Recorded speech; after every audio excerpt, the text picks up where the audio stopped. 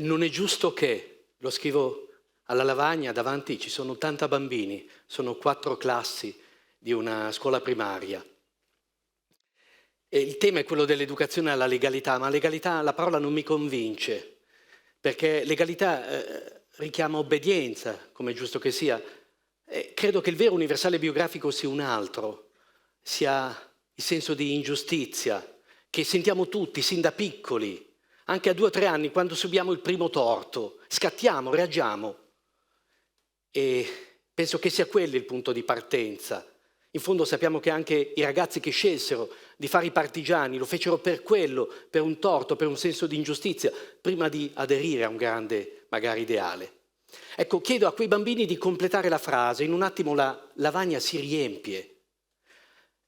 Io voglio portarli poco a poco a scrivere tutti una lettera al sindaco, Rocco, che il giorno dopo verrà, leggerà e risponderà ai bambini, ma devo governare quel flusso, perché non è giusto che si muoia. Ok, capisco cosa intendi, però forse vuol dire che amiamo la vita. Non è giusto che ci sia sporco per terra, in giro. Focherello. Ma è colpa del sindaco? No, non è colpa sua. I bambini sono sempre molto onesti e dicono, ok, è colpa di chi sporca. Ma allora cosa possiamo chiedere al sindaco? Forse di aumentare i cestini in giro per strada? Sì, i bambini sono contenti di aver trovato una richiesta legittima da portare al sindaco. Il gioco è un po' questo che faccio con i gruppi, punto il compasso al centro e provo a allargarlo più che posso, perché devo scoprire con loro qual è il loro potere, fin dove possono arrivare. Devo crederci prima di loro, perché loro non sanno, non pensano di averne. E se brucia l'Amazzonia non è giusto, certo, ma non possiamo farci nulla, quegli 80 bambini non potranno farci nulla, e stare su quello vuol dire di fatto vivere in impotenza, la frustrazione, mentre so che quei bambini possono cambiare il paese in cui vivono. Possono chiedere delle cose al loro sindaco. E se anche, come succede a quell'età, senti di non avere alcun potere, in realtà uno ce l'hai sempre. È il potere della sincronizzazione, perché un bambino che scrive una lettera al sindaco forse riceve una risposta, ma 80 bambini insieme portano il sindaco una mattina a scuola con loro a parlarne. Guardiamo fuori dalla finestra e chiedo a questi ragazzi di una quarta superiore: cosa vedete là dove c'è un parcheggio? Per allenarci a vedere l'invisibile, per superare il ricatto del presente, no? La forma così evidente che in qualche modo ci fa sembrare le cose inevitabili. Ci siamo allenati, abbiamo fatto degli esercizi. Uno di questi che faccio è prendere un oggetto di uso comune come un frigorifero e chiedo loro: bene, cosa serve? Serve a conservare il cibo. Ma una volta non ce l'avevamo e abbiamo sempre conservato il cibo. In quali altri modi, se rinunciamo al frigorifero, alla forma frigo, possiamo svolgere quella funzione? E a poco i ragazzi trovano 10, 12, 15 forme alternative della funzione conservare il cibo. A quel punto rompo il frigo. Ok, non va più.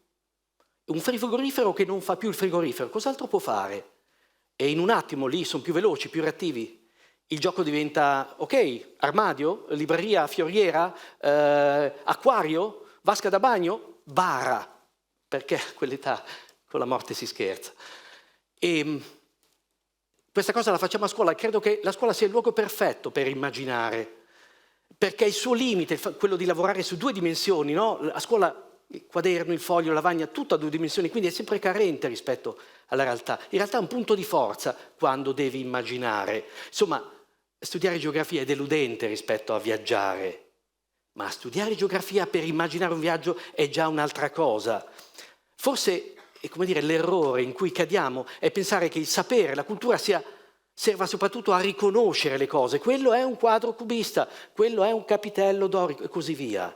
E non a immaginare mondi, a pensare le alternative a questo presente. Eppure sono gli artisti stessi che provano a contenere il nostro desiderio di riconoscere e basta, no? A volte titolando i loro quadri in modo sorprendente e spiazzante, come a dire: non devi riconoscere quello che c'è, magari chiediti cosa senti mentre guardi quello che guardi. Mi viene in mente il famoso quadro di Magritte, quello che disegna un'enorme pipa e che si chiama "Questo non è una pipa", ma ha ragione Magritte, quello è un quadro, non è una pipa. Allora, se quello non è un parcheggio, cos'altro ci vedete? Chiedo a questi ragazzi e a queste ragazze, perché ho avuto mandato dall'amministrazione di riprogettare quell'area fuori dalla scuola. E sogno che loro un po' disegnino un'area verde, tutta verde, perché lì fuori c'è anche un giardino, sarebbe bello, no? Un parco che circonda la scuola. Ma vedo che alcuni fanno proprio fatica. Capisco che spostarsi dal comfort dell'evidente, del presente, entrare nel terreno incerto dell'ipotetico, del possibile è difficile, non è per tutti, richiede fatica.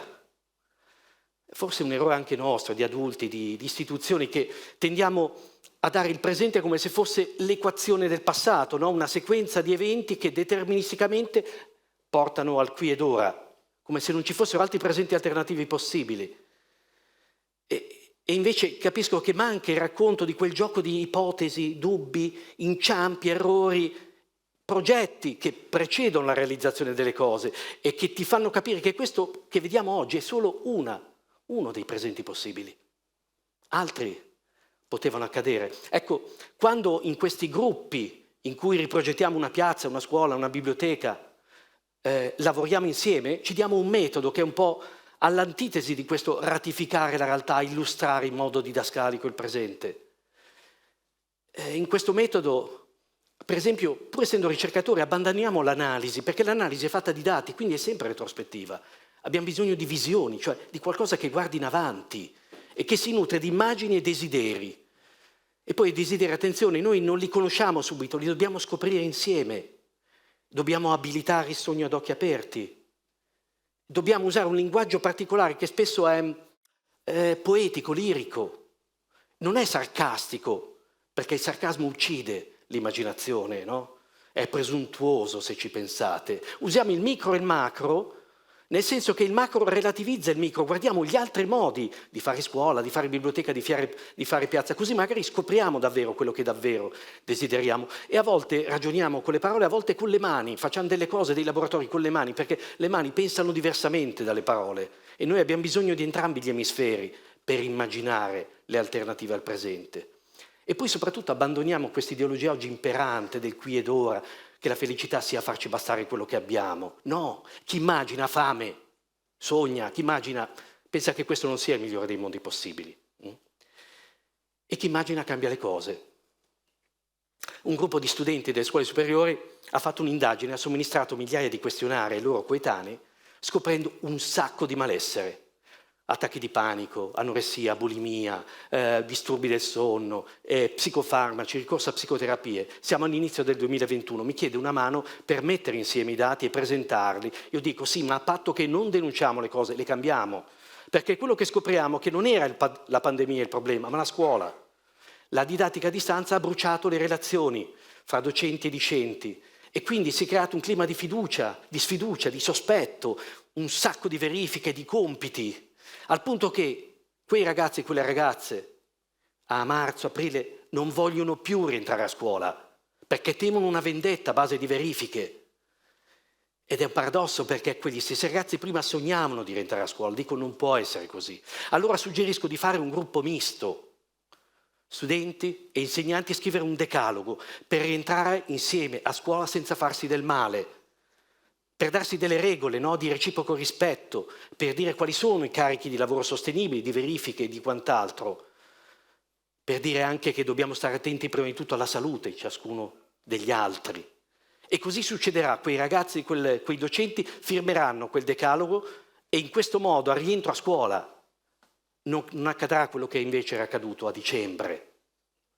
Ecco, se stai male a 15 anni, 17 anni, se senti un non è giusto che i questionari erano pieni di non è giusto che, non è che devi curarti, non è che devi adattarti, è il mondo che va curato, è la realtà che va cambiata. A te aspetta immaginarne un'altra.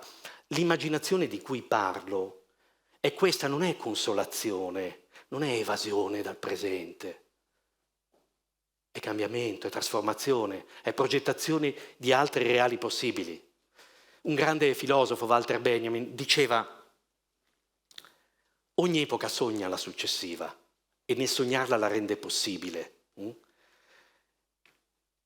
La vera sequenza quindi non è passato, presente, futuro. Ecco, questa è un'immagine di Futura. È il film che abbiamo fatto, di cui parlava prima Catherine. Abbiamo ascoltato il racconto del futuro dei ragazzi e ragazze di tutta Italia, l'abbiamo portato a Cannes perché il mondo sapesse cosa voi pensate degli anni che ci attendono. L'abbiamo fatto, abbiamo chiesto a tutti e a tutte qual era la loro idea di futuro.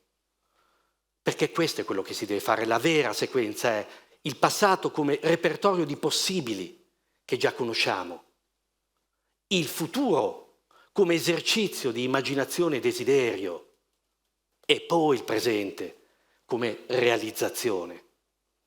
A volte mi chiedo se quello che voi fate, che è leggere, studiare, viaggiare, fosse non tanto per saperne di più,